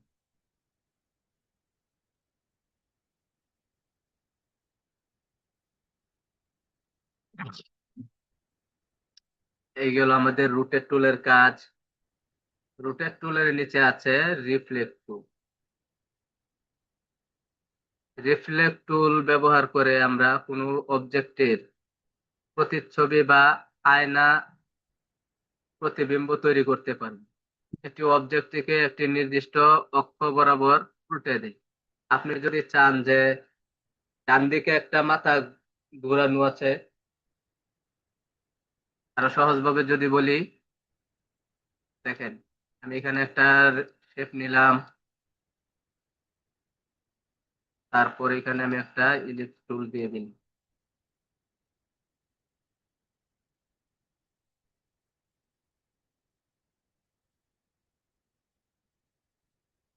এটাকে গ্রুপ করে নিলাম কন্ট্রোল জি দিয়ে। এখন দেখেন আমার এই শেপের ডান পাশে মাথাটা অতিরিক্ত আছে, গোল আছে। এখন আমি চাচ্ছি ডান পাশের অংশটা বাম পাশে যাবে। এখন যদি আমি চাই এটাকে অ্যাঙ্কর পয়েন্টে ধরে ঘুরিয়ে ওই পাশে নিব, আমি পারবো। কিন্তু আরো সহজ ভাবে যদি আমি করতে যাই, তখন শেপটাকে সিলেক্ট করে আপনি এখান থেকে রিফ্লেক্ট টুল সিলেক্ট করবেন। রিফ্লেক্ট টুল সিলেক্ট করে আপনি যখন মাউস দিয়ে ক্লিক করবেন, তখন দেখবেন আরেকটা শেপ আপনার ওইদিকে কপি হয়ে যাবে। আপনি মাউস পয়েন্টার দিয়ে শেপটাকে ক্লিক করে তারপর রিফ্লেক্ট টুলের উপর ডাবল ক্লিক দিবেন। ডাবল ক্লিক দিলে আপনার সামনে এরকম টপ আপ বক্স চলে আসবে। এটাকে যদি আপনি চান অ্যাঙ্গেলে ঘুরাইতে, তাহলে আপনি অ্যাঙ্গেলে ঘুরাইতে পারবেন।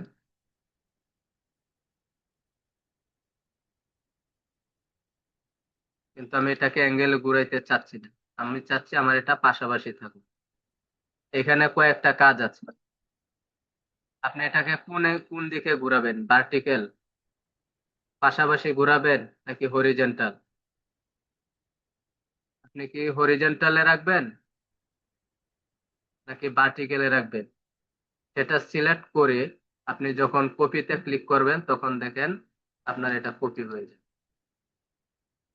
ডান পাশের মাথাটা আমার বাম পাশে চলে আসছে। আচ্ছা, আমি আরো সহজে দেখাই।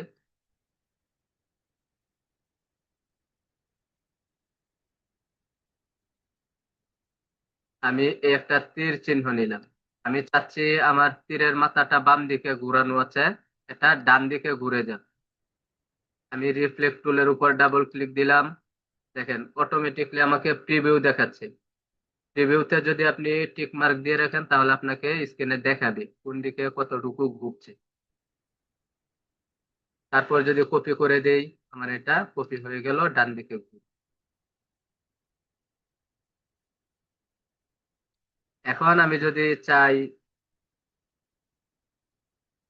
উপর নিচে ঘুরাইতে, তো পাশাপাশি দেখলাম। এখন যদি আমরা উপর নিচে ঘুরাইতে চাই, তাহলে আমরা কিভাবে ঘুরাবো?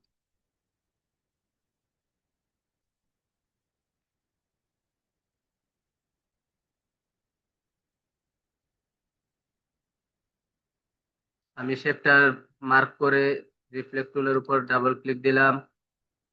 ডাবল ক্লিক দেওয়ার পর আমার সামনে যে টপ আপ বক্সটা আসছে, এখানে ভার্টিক্যাল দেওয়া আছে। আমি চাচ্ছি আমার এটাকে হরিজন্টালে ঘুরাইতে। হরিজন্টালে যখন আমি ক্লিক করব তখন আমার এটা উপরে এবং নিচে, উপরের মাথাটা নিচের দিকে ঘুরে যাবে। কপি করে দিলাম, এই যে আমার এটা কপি হয়ে গেল। একটা মাথা উপর আর একটা মাথা নিচে চলে আসছে। এইভাবে রিফ্লেক্ট টুলের মাধ্যমে আমরা আমাদের যে কোনো শেপের ডান থেকে বামে অথবা উপর থেকে নিচে, নিচ থেকে উপরে এভাবে ঘুরিয়ে নিতে পারবো।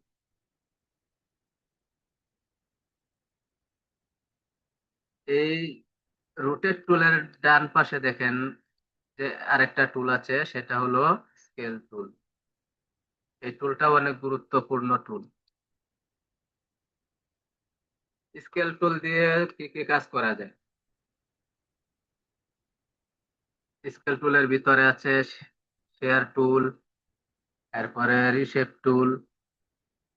আমরা প্রথমে দেখব স্কেল টুলের কাজ। স্কেল টুল দিয়ে কি কি কাজ করা যায়। স্কেল টুল হলো কোনো অবজেক্টের আকার পরিবর্তন করার জন্য, অর্থাৎ ছোট বা বড় করার জন্য।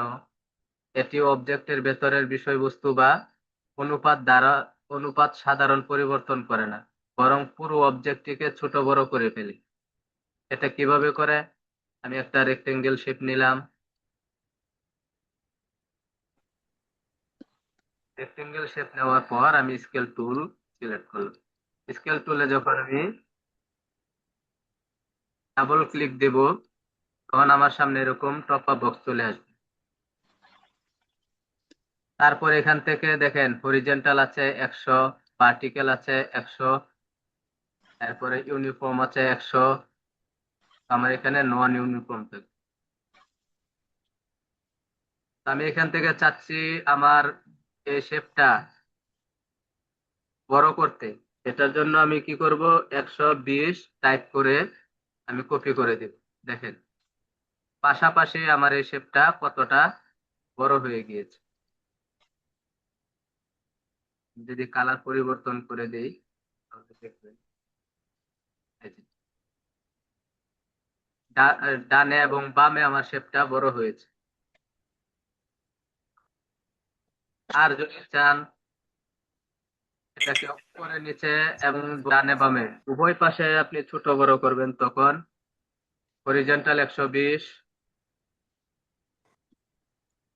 তারপরে আপনি ভার্টিক্যাল 120 লিখে দিবেন, লিখে কপি করে দিবেন। কপি করে দিলে সমান তালে আমার শেপটা চতুর্পাশে বড় হয়ে যাবে।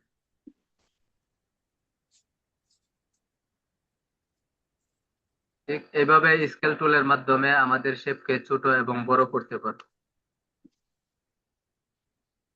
স্কেল টুলের নিচে আছে শেয়ার টুল। শেয়ার টুল ব্যবহার করে আমরা কোনো অবজেক্টকে নির্দিষ্ট দিকে বাঁকাতে পারবো। এমন ভাবে বাঁকাতে পারবো একটা শেপকে যে আমি যদি চাই শেপটাকে বাম দিকে হেলিয়ে বাঁকা করতে, সেটাও বাঁকা করতে পারবো। যদি চাই বাম দিকে বাঁকা করতে, আমি বাম দিকে বাঁকা করতে পারবো। মানে আমার শেপটাকে আমি যেভাবে ইচ্ছা সেভাবে বাঁকিয়ে প্রস্তুত করতে পারবো। তার জন্য আমি আমার রেক্টেঙ্গেল শেপ নিলাম। শেপ নেওয়ার পরে আমি এখান থেকে শেয়ার টুলটা নিলাম। শেয়ার টুলে ক্লিক করার পরে আপনার এই শেপটাকে ধরে আপনি যেদিকে টান দিবেন, যতটুকু টানবেন ততটুকুই বাঁকা হবে।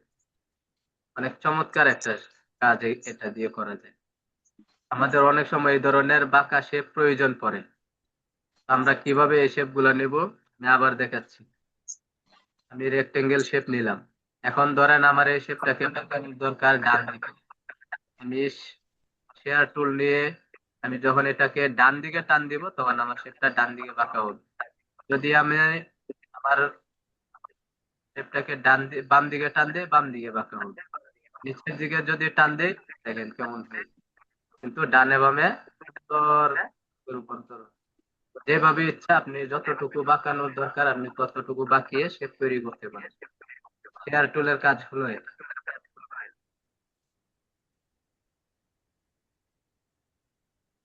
আমি একটা ইলিপস টুল নিলাম। আমি চাচ্ছি ইলিপস টুলটাকে বাঁকা করতে, আমি শেয়ার টুল নিলাম। শেয়ার টুল নিয়ে এই যে যেভাবে দেব সেভাবেই শেপটা বাঁকা হবে। অনেক সময় কিন্তু আমাদের এরকম বাঁকা শেপের প্রয়োজন পড়ে, তখন আমরা এই শেয়ার টুলের মাধ্যমে এভাবে করে নিতে পারবো।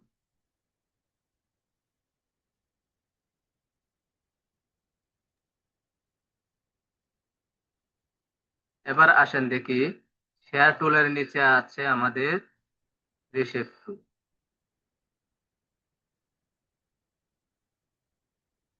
রিশেপ টুল হলো পাতের নির্দিষ্ট অংশকে টেনে লম্বা বা বাঁকা করে শেপের আকার পরিবর্তন করে আপনি যেটা ইচ্ছা সেটাই করতে পারবেন। এটি একটি পাতের অ্যাঙ্কর পয়েন্ট বা টেল গুলোকে প্রভাবিত করে ফেলবে।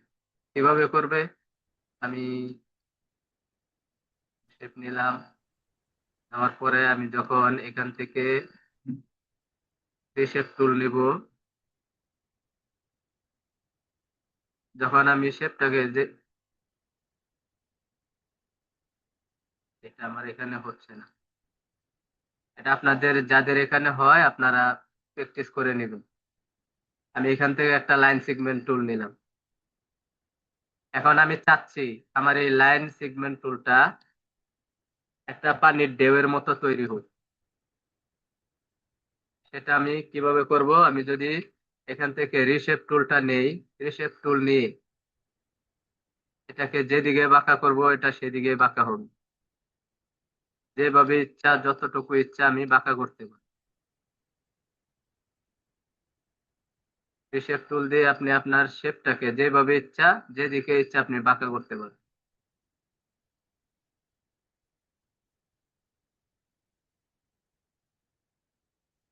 মোট কথা আপনার শেপের আকৃতি রিশেপ টুল দিয়ে পরিবর্তন করে ফেলুন। আমি ব্রাশ টুল দিয়ে একটা লাইন টানলাম, লাইন টানার পরে এটাকে চাচ্ছি অন্য একটা আকৃতি দিতে, আমি এটাকে টান দিলাম, তারপরে এভাবে দিলাম,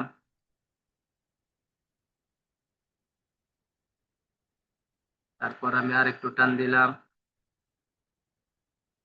তো এইভাবে আপনি আপনার শেপের আকার ধরন পরিবর্তন করতে পারবেন রিশেপ টুলের মাধ্যমে।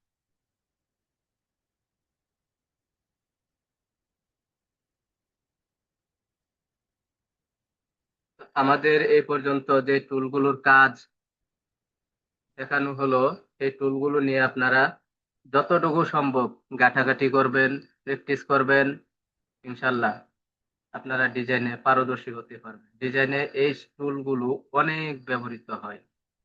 এই যে রিশেপ টুলটা আছে, শেপার টুল, এটা দিয়ে কিন্তু অনেক শেপ আমরা দ্রুত গতিতে তৈরি করে ফেলতে পারি। এখানে আমি চাচ্ছি মনে করেন একটা ইলিশ টুল অঙ্কন করব, আমি ওই টুলে গিয়ে চেপে ধরে তারপর আনতে আনতে যতটা সময় লাগবে তার আগে আমি এখানে একটা বৃত্ত আঁকলে আমার একটা টুল তৈরি হয়ে শেপ তৈরি হয়ে গেছে। এখন আমি চাচ্ছি এখানে রেক্টেঙ্গল টুল নিব, আমি শেপার টুল নিয়ে যখন আমি চারটা টান দিব, তার কোন একটা টান দিলে আমার একটা শেপ তৈরি হয়ে যাবে। মানে দ্রুত গতিতে যেটা যদি কোনো কাজ করতে চান তখন আপনি এইভাবে করে ফেলতে পারেন, যেভাবে ইচ্ছা করে নিতে হবে। তো আমাদের শেপার টুল গেল, ব্রাশ টুল গেল, তারপর গেল ব্লক ব্রাশ টুল। তো আমরা এই টুলগুলো সম্পর্কে আরো বিস্তারিত নিজেরা প্র্যাকটিস করলে আরো জানতে পারবো। এখন আসেন আমরা জানবো ফাইল মেনুর উপর। ফাইল মেনুতে অনেকগুলো অপশন রয়েছে, এর মধ্যে প্লেস পর্যন্ত আপনাদেরকে দেখানো হয়েছিল পূর্বের ক্লাসে। এখন আমরা ফাইল মেনুর শেষ অংশ সম্পর্কে জানব। ফাইল মেনুর শেষ অংশের মধ্যে রয়েছে এক্সপোর্ট। সবাই আছেন ক্লাসে? জি স্যার। আচ্ছা, জি স্যার, এক্সপোর্টের আছে। কাজ হলো ফাইলকে জেপিজি, পিএনজি অথবা পিডিএফ মোডে সেভ করা। আপনি যদি আপনার কাজকে জেপিজি মোডে সেভ করতে চান, আপনি সেভ করতে পারবেন। পূর্বে আমরা করেছিলাম সেভ ফর ওয়েব এর মাধ্যমে, এখানেও সেভ ফর ওয়েব আছে নিচে। কিন্তু এক্সপোর্টের সেভ গুলো ব্যবহার করা হয়, এক্সপোর্টের মধ্যে যে ইমেজ বা পিএনজি গুলো সেভ করা হয় বিশেষত এগুলোকে আপনার প্রিন্ট ফরম্যাটের জন্য বেশি সেভ করা হয়ে থাকে। আর এখানে আপনি ফাইলের গুণ মান কোনো কিছুই মানে পরিবর্তন হবে না, অপটিমাইজ হবে। তারপরে আছে export, S, export for screen. আপনার স্ক্রিনের মধ্যে যদি অনেকগুলো আর্টবোর্ড থাকে, ওয়ার্ক প্লেস থাকে, তখন আপনি এখান থেকে যখন এক্সপোর্টে যাবেন, এক্সপোর্ট থেকে যখন আপনি স্ক্রিন, এক্সপোর্ট ফর স্ক্রিনে যাবেন, তখন আপনার প্রত্যেকটা আর্টবোর্ড আলাদা আলাদা পিকচারে সেভ হবে। ধরেন আমি এখান থেকে আর্টবোর্ড নিলাম, তিনটা আর্টবোর্ড নিলাম, তিনটা আর্টবোর্ডের মধ্যে একটাতে দিলাম ইলিপস টুল লাল কালার, অপরটাতে দিলাম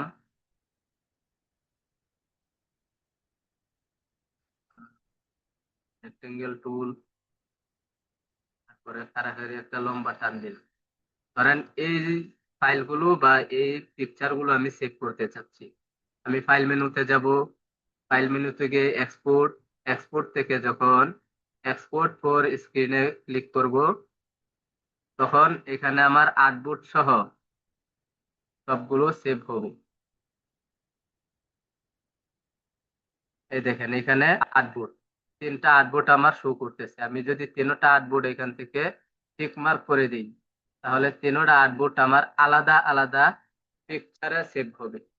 এটা সাধারণত ব্যবহার কম হয়, বিশেষ করে যখন আপনি অনেকগুলো আর্টবোর্ড নিয়ে কাজ করেন, আলাদা সেভ করার প্রয়োজন পড়ে, তখন আপনার এই অপশনটা ব্যবহার করতে হয়। আমি এক্সপোর্ট আর্টবোর্ড দিলাম, এখান থেকে কোন ফাইলে সেভ হবে সেটা দেইনি, এখান থেকে আমি দিয়ে দিলাম ডাউনলোড ফোল্ডার। এখন এখানে আমার ডাউনলোড ফোল্ডারে গিয়ে এটা সেভ হয়ে যাবে।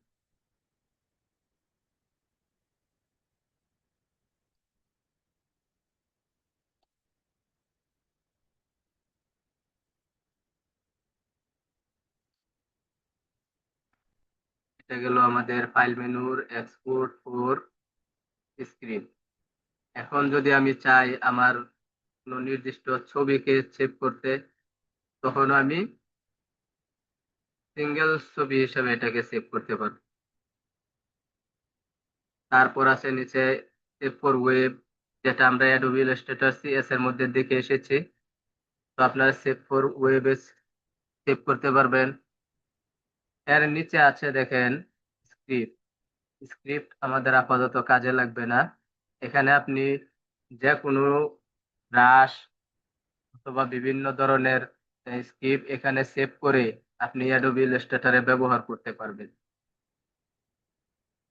তার নিচে আছে ডকুমেন্ট। এখান থেকে আমাদের ডকুমেন্ট ব্যবহার করার প্রয়োজন পড়ে না। কারণ হলো আমরা যখন একটা নির্দিষ্ট ফাইল ওপেন করি, যেমন এটা কেটে দিলাম, আমি যখন এখানে ডকুমেন্ট নিব,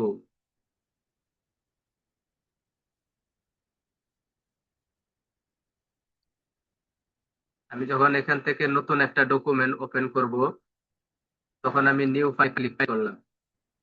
নিউ ফাইলে ক্লিক করলে এখান থেকে দেখেন আমার ডকুমেন্ট সেটআপের জন্য বিস্তারিত সবকিছু দেওয়া আছে। আমি যদি এটাকে ইঞ্চিতে নিতে চাই, ইঞ্চিতে নিতে পারবো। কতটুকু এরিয়া নিব, ততটুকু এরিয়া আমি এখানে ইঞ্চি হিসাবে টাইপ করে দিব।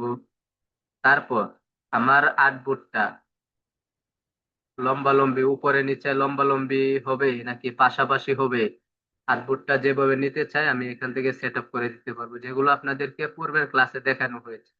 আমি শুধু এখানে ডকুমেন্ট সেট আপ ওই অপশনটা দেখানোর জন্য এখানে আসছি। তারপর এখান থেকে আপনি টপ বটম, তারপর লেফট রাইট, যেগুলো এমএস ওয়ার্ডে দেখানো হয়েছিল, ডানে বামে এবং উপরে নিচে পেজের কতটুকু অংশ খালি থাকবে এবং থাকবে না, সেটা সেট করে দিতে পারবেন। এখান থেকে আপনি কালার মোড চেঞ্জ করতে পারবেন আরজিবি তে অথবা সিএমওয়াই কে যে মুডে কাজ করতে চান। তারপর আছে আপনার রাস্টার ইফেক্ট। এখান থেকে আপনার ফাইলটা কতটুকু রেজুলেশনে সেভ হবে বা কাজ করবেন এটা এখানে সিলেক্ট করে দিতে পারবেন। 300 ppi আছে, 150 ppi আছে, আর তারপরে 72 ppi আছে। আপনি যেই পিপিআই তে রেজুলেশনে কাজ করতে চান এখানে সিলেক্ট করে আপনি যখন ক্রিয়েট করে দিবেন তখন আপনার সম্মুখে এভাবে একটা ডকুমেন্ট সেট আপ হয়ে যাবে। সাধারণত আমরা এভাবে সেট আপ করে নিই, যার জন্য ফাইল মেনুতে গিয়ে ডকুমেন্ট সেট আপ নতুন করে করার প্রয়োজন পড়ে না। তারপরেও যদি কখনো কোনো কাজের ক্ষেত্রে ডকুমেন্ট সেট আপের প্রয়োজন পড়ে, মনে করেন আমি এই যে ডকুমেন্ট সেট আপ যেটা নিয়েছি, আমার এটাকে সাইজ পরিবর্তন করা লাগবে। এখন আপনি কি করবেন, এই শেপটা মানে আর্টবোর্ডটা কেটে দিয়ে আবার আর্টবোর্ড নেবেন, চাইলে নিতে পারেন, কিন্তু এই আর্টবোর্ডের ভিতরে আপনার অনেকগুলো কাজ আছে, যদি কেটে দেন তাহলে এটা আর থাকবে না। এখন কি করবেন, তখন আপনি ফাইল মেনুতে যাবেন। ফাইল মেনুতে গিয়ে ডকুমেন্ট সেটআপে যখন আপনি ক্লিক করবেন আপনার সম্মুখে এরকম একটা টপ আপ বক্স চলে আসবে। এখান থেকে আপনার ফাইলের ধরনগুলো পরিবর্তন করে নিতে পারবেন। এডিট আর্টবোর্ড, এডিট আর্টবোর্ডে যখন ক্লিক করবেন তখন আপনার দেখেন উপরে অপশনগুলো দেখাচ্ছে। আপনার আর্টবোর্ডটা বর্তমান পাশাপাশি আছে 11 ইঞ্চি এবং উপর নিচে আছে 8x5 ইঞ্চি। তারপর এখান থেকে আপনি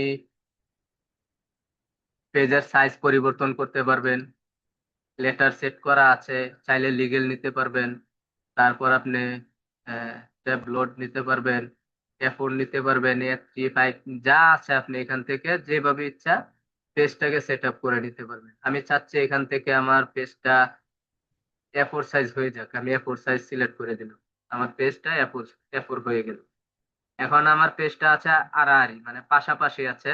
এখন চাচ্ছি যে না, আমি আর পাশাপাশি কাজ করব না, আমার এই পেজটা হবে উপরে নিচে লম্বালম্বি নিয়ে কাজ করব। তখন আমি এই যে এটাতে যখন ক্লিক করব তখন আমার পেজটা পাশাপাশি থেকে উপরে নিচে লম্বালম্বি আকৃতিতে চলে যাবে।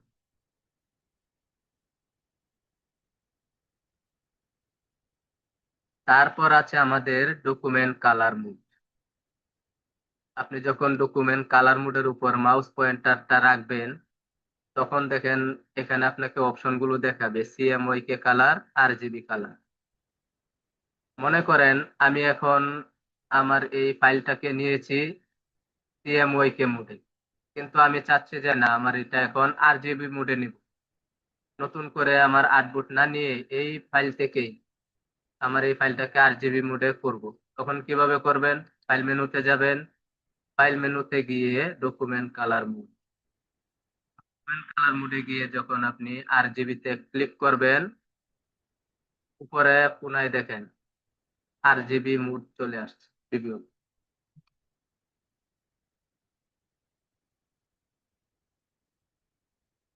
আমাদের গেল ডকুমেন্ট কালার মোড। তারপর আছে ফাইল ইনফো। এটা সাধারণত আমরা ব্যবহার করি না বা আমাদের কাজে লাগে না, কিন্তু তারপরেও এই ফাইল ইনফোর একটা গুরুত্বপূর্ণ কাজ হলো আমি যে ফাইলটা ওপেন করেছি এই ফাইলটা কখন কখন ওপেন করা হয়েছে এবং এই ফাইলে কি কি কাজ এডিট করা হয়েছে এগুলো আপনি ফাইল ইনফো থেকে দেখতে পারবেন। ফাইল ইনফোতে যখন আপনি ক্লিক করবেন তখন আপনার এখানে অনেকগুলো অপশন দেখাবে। তো আমাদের এটা তেমন একটা কাজে লাগে না, যার জন্য আমাদের এটা নিয়ে মাথা ব্যথা নেই, তেমন কাজ করতেও হবে না। আচ্ছা, ফাইল ইনফোর নিচে আছে প্রিন্ট। আপনি যদি প্রিন্টের কাজ করেন তখন যদি আপনি প্রিন্ট অপশনের উপর ক্লিক দেন আপনার সামনে এরকম একটা পেজ চলে আসবে। এখান থেকে আপনি চাইলে আপনার প্রিন্টার সিলেক্ট করতে পারেন। আপনার যদি প্রিন্টার ইনস্টল করা থাকে কম্পিউটারের মধ্যে তখন আপনার এখানে অপশন গুলো দেখাবে, কোন কোন প্রিন্টার এখানে আপনার আছে সেটা দেখাবে। আমার এখানে এপসন L3210 এটা ইনস্টল করা আছে। তারপর আছে তোশিবা স্টুডিও 2303 এ সিরিজের সফটওয়্যারটা ইনস্টল আছে। এরকম ভাবে আমার এখানে যে সফটওয়্যার গুলো ইনস্টল থাকবে আমি সেগুলোকে সিলেক্ট করে দিতে পারবো। সিলেক্ট করে এখানে আমার আরো কিছু কাজ আছে, সেট আপ। আপনি যদি শুধু প্রিন্টার সেট করে প্রিন্ট করে দেন আপনি কখনোই ভালো প্রিন্ট পাবেন না। তার জন্য আপনাকে যেতে হবে পেজ সেট আপে।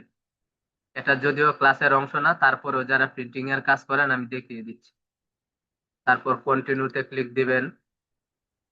কন্টিনিউতে ক্লিক করার পর প্রপার্টি, সরি, প্রিফারেন্স, এখানে যখন আপনি ক্লিক দিবেন আপনার সামনে পেজ সেটআপের বিস্তারিত চলে আসবে। আমি চাচ্ছি আমার পেজটা A4 মোডে প্রিন্ট হোক, আমি A4 সিলেক্ট করে দিলাম। এখান থেকে আপনি যদি চান ল্যান্ডস্কেপে আপনার পেজটা প্রিন্ট হোক আপনি ল্যান্ডস্কেপ সিলেক্ট করে দিবেন, তখন আপনাকে নিচে প্রিভিউ দেখাবে। আপনি যদি চান এখানে পেজ সেটআপ, পেজ কোন পেজে আপনার প্রিন্ট হবে, সাধারণ পেজে নাকি ইনভেলপ পেজে নাকি ফটো পেপার, গ্লুসি বা এই ধরনের আরো যত পেপার টেপার আছে এগুলাতে প্রিন্ট করবেন, যে পেপারে প্রিন্ট করতে চান সেটাতে আপনি ক্লিক করে দিবেন। আমি ফটো বের করতে চাই তখন আমি ফটো পেপারে ক্লিক করে দিলাম, মানে ফটো পেপার গ্লুসি। এখন নিচে আপনি কালার মোড দিতে পারবেন। আপনি যে প্রিন্টটা করবেন সেটা স্বাভাবিক কালারে আসবে নাকি আরেকটু ভালো কালারে আসবে নাকি সর্বোচ্চ ভালো কালারে, স্ট্যান্ডার্ড আছে, হাই আছে, আপনি এখান থেকে সিলেক্ট করে দিতে পারেন। আমি স্ট্যান্ডার্ড সিলেক্ট করে দিই। আর যদি আপনি চান যে না আমি কালার মোডে সেভ দিব না, প্রিন্ট করব না, সাদা কালো প্রিন্ট করব, তখন ডান পাশে দেখেন ব্ল্যাক বা গ্রে স্কেল আছে, এটাতে ক্লিক করে দিবেন। তারপর ওকে ওকে করে আপনি প্রিন্ট করে দিতে পারেন। এই গেল আমাদের প্রিন্ট অপশন। তারপর আসেন এক্সিট। এই এক্সিটার কাজ কি? এক্সিটার কাজ হলো আপনি যখন আপনার অ্যাডোবি ইলাস্ট্রেটরটাকে অফ করে দিতে চান, তখন আপনি এক্সিট ব্যবহার করতে পারেন। এক্সিটে যখন ক্লিক করবেন, তখন আপনার সম্মুখে এরকম একটা পপ আপ বক্স চলে আসবে। এই নোটিফিকেশনটা কেন আসে? আমি কিন্তু এই ফাইলটাকে সেভ করি নাই। সেভ না করার কারণে, যেহেতু আমি অ্যাডোবি ইলাস্ট্রেটর অফ করে দিচ্ছি, সেজন্য অ্যাডোবি ইলাস্ট্রেটর আমাকে বলতেছে আপনি যে ফাইলটাকে সহ সফটওয়্যারটা অফ করে দিচ্ছেন, এই ফাইলটা আপনি সেভ করবেন কিনা। আমি যদি এই ফাইলটাকে সেভ করে রাখতে চাই, মনে করি গুরুত্বপূর্ণ ফাইল, তাহলে আমি ইয়েস করে দিব। আর যদি মনে করি যে না আমার এই ফাইলটা প্রয়োজন নেই, তখন আমি নো করে দিব। আমার অ্যাডোবি ইলাস্ট্রেটর অফ হয়ে যাবে।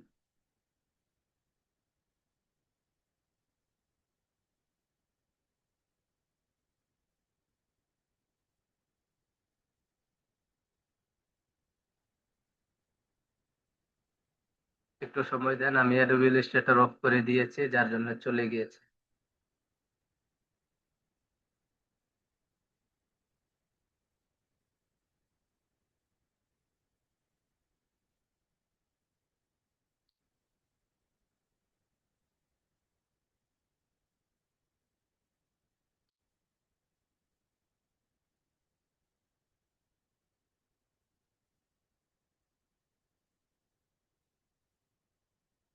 এই ধরনের মেসেজ কি আপনাদেরও আসে অ্যাডোবি ইলাস্ট্রেটরে? আমাকে 3-4 দিন ধরে খুব জ্বালাইতেছে এই জিনিসটা। কিরকম স্যার? দেখেন না আপনারা?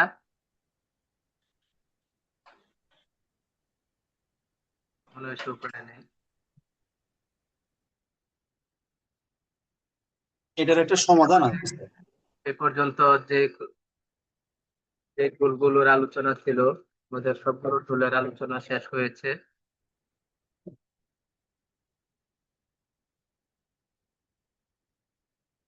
এখন আমাদের ক্লাস আজকের এই পর্যন্তই ছিল। যদি কারো কোনো প্রশ্ন থাকে, প্রশ্ন করতে পারেন।